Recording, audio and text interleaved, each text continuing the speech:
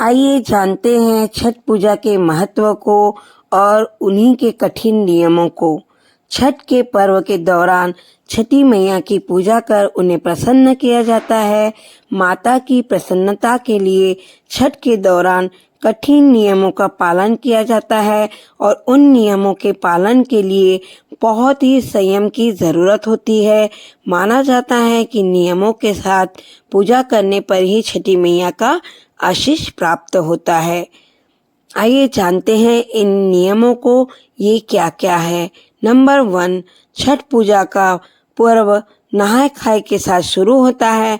इस दिन घर की अच्छी तरह से साफ सफाई वगैरह की जाती है और सात्विक भोजन बनाया जाता है।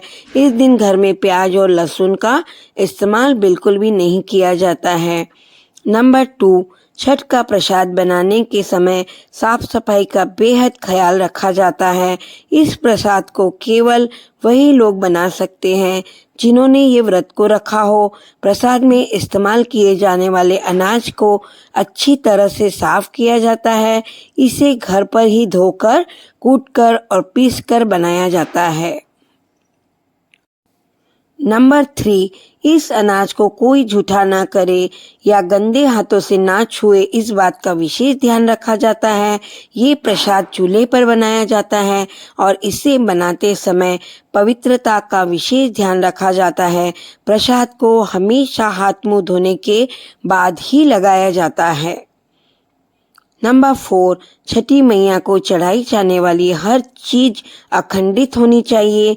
ऐसे में पूजा में उन फल और फल को भी इस्तेमाल नहीं किया जाता जिन्हें किसी पक्षी ने जूठा किया हो या किसी अन्य कारणवश वह थोड़े से भी कटे गले हुए हो।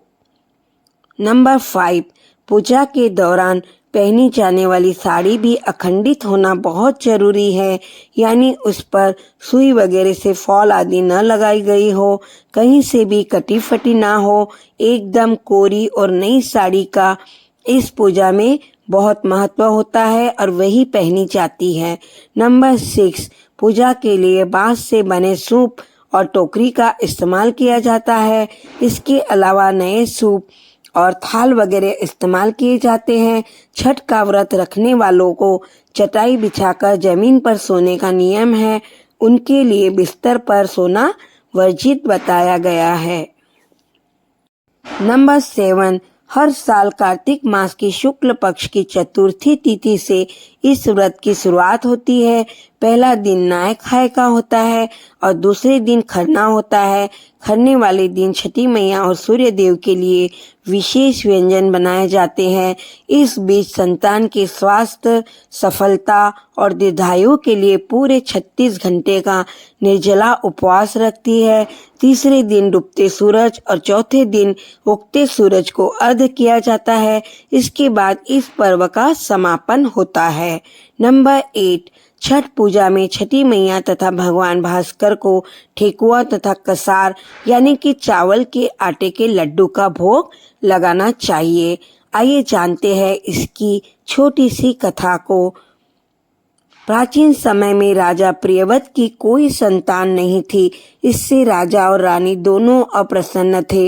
एक दिन राजा प्रियव्रत अपनी व्यथा को लेकर महर्षि कश्यप के पास पहुंचे। महर्षि कश्यप ने उन्हें यज्ञ करने की सलाह दी।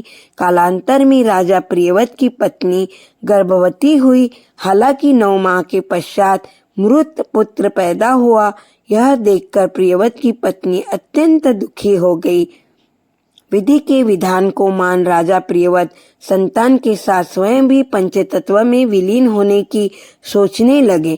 उसी समय एक देवी प्रकट होकर बोली, मैं मानस पुत्री देवसेना हूँ, आप मेरी पूजा करो और अन्य को भी छठ पूजा करने की सलाह दीजिए। छठ पूजा करने से आपको पुत्र रत्न की प्राप्ति होगी।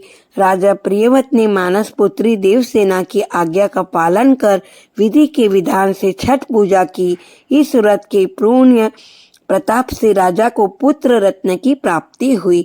उसी समय से छठ पूजा मनाई जाती है।